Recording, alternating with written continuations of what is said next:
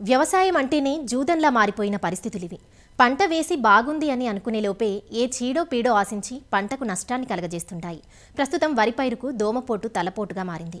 ముఖ్యంగా రబీలో దోమ చేసే నష్టం అధికంగా ఉంటుంది. నెల్లూరు జిల్లాలో రబీ వరిని అక్టోబర్, నవంబర్ మాసాల్లోనే నాటుకుంటారు. ప్రస్తుతం ఇక్కడ సాగైన పైరు ఈనిక దశ వరకు ఉంది. పెరుగుతున్న పగటి ఉష్ణోగ్రతలతో పాటు అధిక నత్రజని ఎరువుల వాడకం, అధికంగా నీరు నిలగట్టడం, మురుగునీటి సౌకర్యం లేకపోవడం వంటి రకరకాల కారణాల వల్ల అనేక ప్రాంతాల్లో సుడిదోమ ఆశించినట్లుగా తెలుస్తోంది. ముందు దీని ఉధృతి మరింత పెరిగే అవకాశం ఉంది.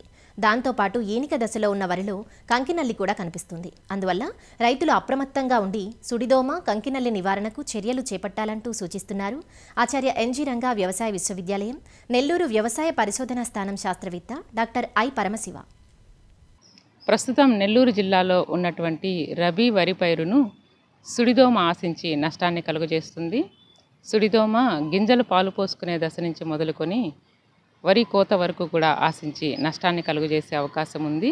ఈ సుడిదోమ యొక్క పిల్ల మరియు తల్లి పురుగులు రెండూ కూడా వరి దుబ్బుల మొదళ్లలో నీటి మట్టానికి పైభాగంలో చేరి రసాన్ని పీల్చడం వలన దుబ్బు యొక్క పైభాగాలకు పోషక పదార్థాలు అందక ఆకులు పసుపుగా మారడం, ఉధృతి ఎక్కువగా ఉన్నప్పుడు వరి పొలం మొత్తం కూడా సుడులుగా ఎండిపోవడం జరుగుతుంది. ఈ సుడిదోమ నివారణలో రైతుకి ముఖ్య ఘట్టము సుడిదోమ యొక్క ఉనికిని గుర్తించడం. ఈ సుడిదోమ ఉనికిని గుర్తించడానికి 1 హెక్టారు పొలంలో అంటే 2.5 ఎకరా పొలానికి ఒక దీపపేరను అమర్చుకోవాలి. లేదంటే ప్రతి 3-4 రోజులకు ఒకసారి పొలంలో తిరుగుతూ వరి దుబ్బుల యొక్క మొదళ్లలో ఈ సుడిదోమ యొక్క ఉనికి కోసం గమనించాలి. ఎప్పుడైతే సుడిదోమ యొక్క తల్లి లేదా పిల్ల పురుగులు లేదా 2 కలిసినటువంటి పురుగులు ఒక దుబ్బుకి 5 నుంచి 10 చొప్పున ఈ దోమలను గమనిస్తామో వెంటనే 10,000 ppm కాన్సంట్రేషన్ ఉన్నటువంటి వేప నూనె లేదా వేప గింజల కషాయాన్ని 1 లీటర్ నీళ్ళకి 1 మిల్లీలీటర్ చొప్పున కలిపి 1 ఎకరాకు సుమారుగా 200 లీటర్ల మందు ద్రావణం ఉండేటట్లుగా పిచికారీ చేసుకోవాలి. ఈ విధంగా వేప గింజల కషాయాన్ని 1 వారం వ్యవధిలో 2 సార్లు లేదా 3 సార్లుగా పిచికారీ చేసుకున్నట్లయితే సుడిదోమ ఉధృతి తక్కువగా ఉన్నటువంటి పొలాల్లో సులభంగా కంట్రోల్ అవుతుంది. అలాగే సుడిదోమ ఉధృతి విపరీతంగా పెరగకుండా ఉంటుంది. సుడిదోమ ఉధృతి ఎక్కువగా ఉన్న పొలాల్లో ఒక దుబ్బుకి 50 నుంచి 100 దోమల చొప్పున ఉన్నట్లయితే వెంటనే ఇమిడాక్లోపిరిడ్ అనే మందును 1 ఎకరాకి 60 మిల్లీలీటర్ల చొప్పున లేదా థయామిథాగ్జామ్ అనే మందును 1 ఎకరాకి 40 గ్రాముల చొప్పున లేదా పైమెట్రోజన్ అనే మందుని 1 ఎకరాకి 120 మిల్లీలీటర్ల చొప్పున పిచికారీ చేసుకున్నట్లయితే ఈ పైన చెప్పినటువంటి ఏదో ఒక్క మందును మాత్రమే పిచికారీ చేసుకున్నట్లయితే సుడిదోమని కంట్రోల్లోకి తీసుకురావచ్చు. అయితే కొన్ని పొలాల్లో ఈ సుడిదోమ యొక్క ఉధృతి విపరీతంగా పెరిగి పొలం మొత్తం ఎండిపోవడం కూడా గమనించాము. దీనికి గల కారణాలను గమనించినట్లయితే పైరు పిలక వేసే దశలో అంటే దుబ్బు చేసే దశలో ఉన్నప్పటి నుంచి అనేక రకాల క్రిమిసంహారక మందులను సింథటిక్ పైరిథ్రాయిడ్ల మందులతో కలిపి పిచికారీ చేయడం వలన పిచికారీ చేసిన వెంటనే దోమ యొక్క ఉధృతి కొంత తగ్గినట్లు అనిపించినప్పటికీ పొలంలో ఉండేటువంటి అనేక రకాల మిత్ర పురుగులు, సాలెపురుగులు, అక్షింతల పురుగులు వంటి అనేక రకాల మిత్ర పురుగులు ఈ సింథటిక్ పైరిథ్రాయిడ్లను పిచికారీ చేయడం వలన పూర్తిగా నాశనమయ్యి దోమ పైన సహజ సిద్ధ నియంత్రణ అనేది లోపించడం వలన గింజ పాలు పోసుకునే దశకి వచ్చేటప్పటికి ఈ సుడిదోమ యొక్క ఉధృతి విపరీతంగా పెరగడం గమనించాము.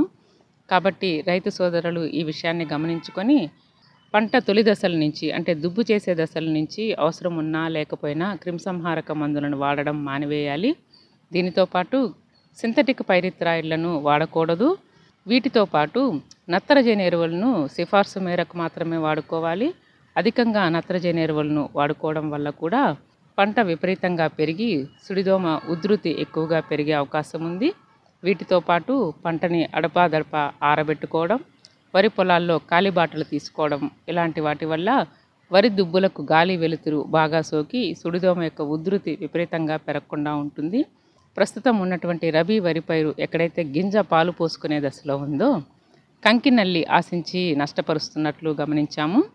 ఈ కంకినల్లి దోమల్లాగా కంటికి కనిపించనంత సూక్ష్మంగా ఉంటాయి. కాబట్టి కంకినల్లి ఆశించినటువంటి పొలాలను వాటి యొక్క నష్ట లక్షణాల ఆధారంగా మాత్రమే గుర్తించి నివారణ చర్యలను చేపట్టాలి. కంకినల్లి యొక్క పురుగులు ఆకుల తొడిమెల లోపల భాగంలో, అలాగే ఆకు యొక్క మధ్య ఈనకు ఇరువైపులా చేరి గుంపులుగా చేరి రసాన్ని పీల్చడం వలన ముదురు ఊదా రంగులో ఉండేటువంటి మచ్చలు ఆకుల ఈనకు ఇరువైపులా, అలాగే ఆకుల తొడిమెలలో మచ్చలు గమనిస్తాము. అలాగే వెన్ను అభివృద్ధి చెందే దశలో గనక ఈ కంకినల్లి ఆశించినట్లయితే గింజలు ముదురు ఊదా రంగులో ఉండేటువంటి మచ్చలతో కూడుకొని వస్తాయి, లేదా గింజలు తాలుపోవడం జరుగుతుంది. ఉధృతి ఎక్కువగా ఉన్నప్పుడు వెన్ను పూర్తిగా బయటకు రాకుండా ఉండడం కూడా గమనిస్తాము. ఈ కంకినల్లి నివారణకు ప్రొఫెనోఫాస్ అనే మందును 1 లీటర్ నీటికి 2 మిల్లీలీటర్ల చొప్పున, ఉధృతి ఎక్కువగా ఉన్నప్పుడు స్పైరోమెసిఫెన్ అనే మందును 1 లీటరుకు 1 మిల్లీలీటర్ల చొప్పున, లేదా ప్రొపర్జైట్ అనే మందును 1 లీటర్ నీటికి 1.5 మిల్లీలీటర్ల చొప్పున కలిపి పిచికారీ చేసుకున్నట్లయితే ఈ కంకినల్లి ఉధృతిని సమర్థవంతంగా నివారించుకోవచ్చు.